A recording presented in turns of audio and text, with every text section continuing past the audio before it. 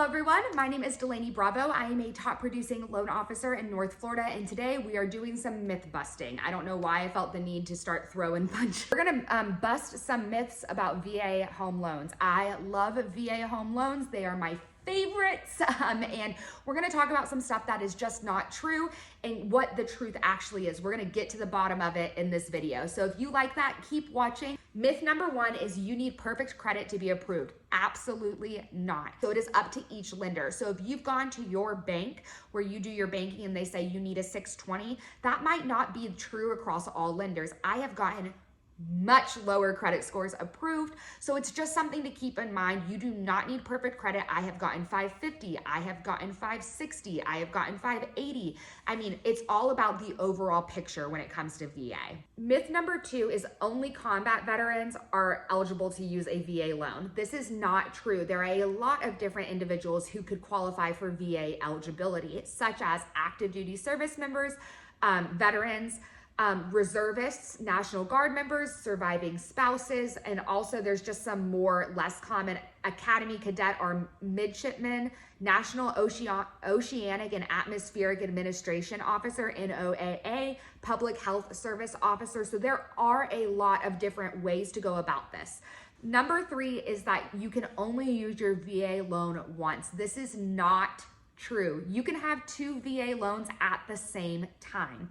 So, and you could use it multiple times throughout your lifetime. So how does this work? You use this much of your eligibility. That doesn't mean that you have no eligibility left. That just means that you've used a chunk on it, and that is determined off of the price of that home and your loan amount. Now, when it comes to your actual leftover eligibility, this is something called bonus entitlement, and it's another calculation. So you can have more than one VA home loan at a time. However, only VA home loans can be purchased as the intent to occupy them as your primary residence. So if you are stationed in Charlotte and you bought a home there as a VA loan and now you got transferred to Sacramento, you can keep that home loan as a VA loan.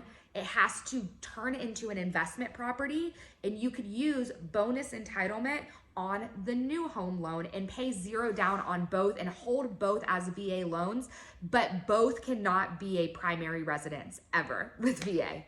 Hopefully I explained that right. That one's a little confusing. Myth number four, VA appraisals take too long. VA typically has 10 business days from when an appraisal is ordered to return that report.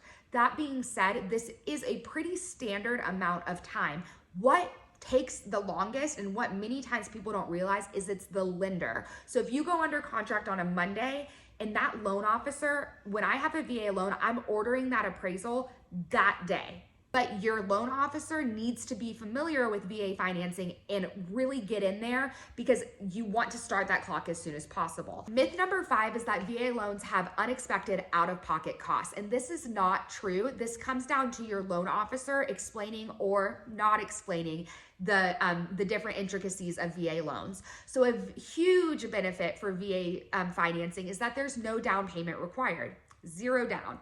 That does not mean that there's no cost due at closing. What that means is that your down payment is you can finance 100% of the value of your home, but the closing costs and prepaid expenses that are due at closing are not covered by a VA loan. This varies state by state, but they are typically in Florida 2 to 3% of the price of the home. So if you are buying a $200,000 home and getting a VA loan, you would need no money down payment, but you would need funds for the closing costs, which would be about $4,000 to $6,000. There are multiple ways to get this worked out. The seller is able to cover. The lender can also help cover. Gift, money from the buyer. There's a lot of options there, but it comes down to when I have a VA buyer, this is the first conversation I have because it is a misconception. You hear zero down and then you find a house you love and they're like, oh, the monthly payment will be about this, you're approved for this. And then you get your estimate. Once you're under contract, you've already sent money and it says you need $5,000 at closing. It's having a loan officer who is going to take the time to explain those things to you so you're prepared. I hope this kind of crushed some of those myths. If you're a real estate agent, hopefully you learned something in this video. Please, if you have any questions, if you have a veteran in your life, active duty, one of those categories, share my information. I am so thankful for you guys watching this, and I'll talk to you later. Bye.